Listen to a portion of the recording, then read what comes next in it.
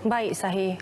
Saudara, program Hidden Market yang berlangsung di Matic Kuala Lumpur hari ini berjaya menarik kehadiran kira-kira 500 pengunjung termasuk pelancong asing.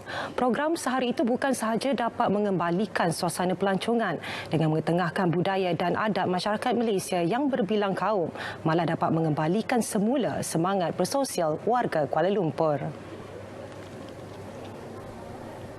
Program Hidden Market dianjurkan kumpulan loko, sebuah komuniti yang mengetengahkan budaya dan adat di Malaysia. Hidden Market yang berkonsepkan pendidikan dan hiburan menghimpunkan pengusaha makanan tradisi pelbagai kaum seperti nasi lemak, peneram, dimsum, dumpling, pakoda dan fadeh. Juga bengkel kraft seperti bengkel kepala singa, tanglong dan permainan tradisi untuk kanak-kanak.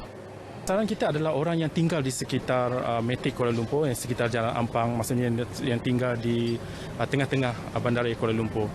Sebab tu kita cuba mengetengahkan pelbagai jenis makanan yang berkaitan dengan tradisi orang Malaysia. Dan kita juga ada beberapa workshop untuk kanak-kanak dan orang dewasa seperti pembuatan kepala singa dan juga lantern making. Kita ada kaligrafi bahasa Cina sebab ini sebenarnya kita buat, dan kenapa kita buat yang berkaitan dengan tradisi orang Cina, sebab kita nak meraihkan ataupun menutup perayaan Tahun Baru Cina yang baru saja berlangsung. Saya nak famekan saya punya wadi. Resipi ini daripada mak mertua. Dia punya family business lah. Sudah 40 tahun lebih. Offer hari ini wadi dal dengan wadi yang ulung tu wadi, nama dia, dengan pakoda. Pakoda saya punya special lah. Orang ramai juga berpeluang mempelajari kaligrafi Cina dan Jawi secara percuma. Anywhere, any country. Even you go China, also you do the Singapore, Brunei, also do expo. Many people like. Even the European people, African people, they all like. Even the Arabic also, even the Chinese. Some people they don't know the meaning, but they say nice. Bagi pengunjung, program Hidden Market dapat mengembalikan semula semangat bersosial warga Kuala Lumpur mengikut prosedur operasi standard SOP.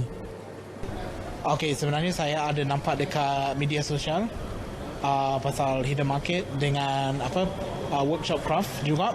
So sebab dah lama tak datang event, dah lama tak ada peluang nak keluar dengan family, semua ingat okay, why not kita datang, kita tengok apa yang ada, mungkin ada peluang untuk buat craft sikit. Tapi sebab kita dah hampir 2 tahun tak boleh keluar pergi event, pergi workshop macam ni kan. Next time boleh lagi kok buat macam ni sebab ada sambutan macam ni. Saya tengok pun ramai orang datang kan. So far okay, tersusun okay lah, cantik lah sebab dekat sini pun SOP dia adalah penjara fizikal apa semua.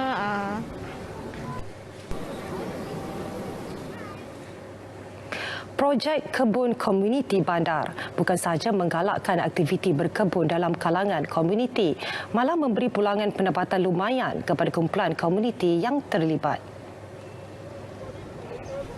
Di Putrajaya misalnya, penduduk setempat berjaya menguruskan 15 kebun dengan dibantu Jabatan Pertanian dan Perbadanan Putrajaya. Masyarakat komuniti setempat mengusahakan tanah-tanah terbiar dan sebagainya, tanah-tanah hijau dan sebagainya untuk dijadikan memenuhi hasrat kerajaan itulah untuk food security negara.